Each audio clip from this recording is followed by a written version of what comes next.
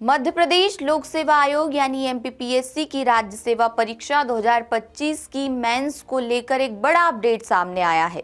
दरअसल दावा किया जा रहा है कि आयोग इस मेंस को 35 से 40 दिन में कराने की तैयारी कर रहा है।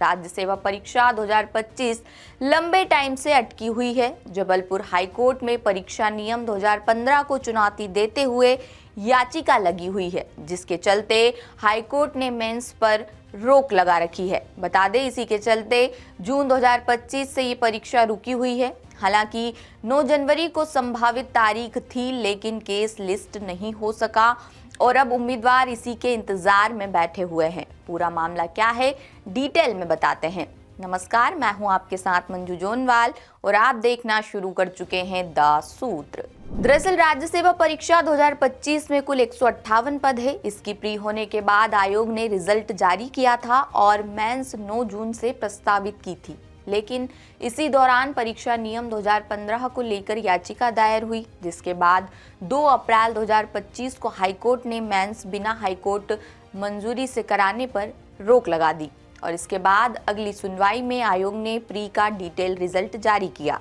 और हर कैटेगरी में मेंस में क्वालिफाई के लिए कट ऑफ बताया था। साथ ही बताया कि अनारक्षित में किस कैटेगरी के कितने उम्मीदवार मेरिट के आधार पर चयनित हुए। इसके बाद हाईकोर्ट ने जुलाई 2025 में सुनवाई करते हुए आयोग से मेंस का शेड्यूल मांगा। ये आयोग को अगस्त 2025 की सुनवाई में देना था, लेकिन इसके बाद से ही ये लिस्ट नहीं हुआ, जिसके चलते मेंस कराने की मंजूरी ही नहीं मिली। बता दें, 13 नवंबर 2025 को आयोग के अधिवक्ता ने केस लिस्ट के दौरान कहा कि मिलोड, ये केस नंबर 9253 यह इस हफ्ते के लिए लगा हुआ है, इसकी सुनवाई हो जाए।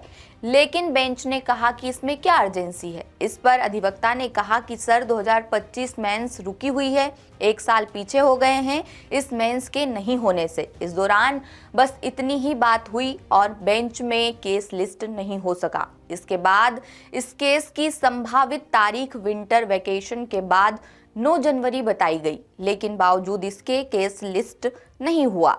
आपको परीक्षा नियम 2015 क्या है ये भी बता देते हैं। दरअसल ये नियम केंद्र सरकार से भी नोटिफाई है और मध्य प्रदेश में भी साल 2000 से लागू है। इस नियम के तहत यदि किसी आरक्षित कैटेगरी के उम्मीदवार ने आरक्षण में किसी तरह का फायदा लिया है, जैसे कि कट ऑफ नंबर में छूट या उम्र में छूट, तो फिर उसके ज्यादा नंबर आने पर भी उसे उसी आरक्षित कैटेगरी में रखा जाएगा और अनारक्षित यानी यूआर कैटेगरी की सीट नहीं दी जाएगी। बता दें, इस नियम के खिलाफ कई याचिकाएं दायर की गई है, जिनमें सुप्रीम कोर्ट ने भी इस मामले को स्वीकार किया है। उदाहरण के तौर पर यूपीएससी में टॉपर रही टीना डाबी का मामला भी इसमें शामिल है।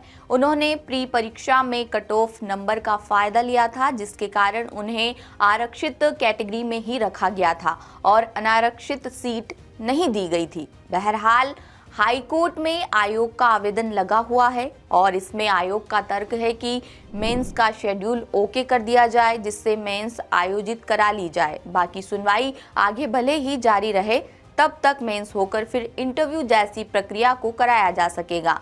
बताया जा रहा है कि हाईकोर्ट की ओके करते ही आयोग इस मेंस को 35 से 40 दिन में कराने की तैयारी कर रहा है। ये खबर आपके लिए इंदौर से हमारे ब्यूरो चीफ संजय गुप्ता लेकर आए थे। लेटेस्ट,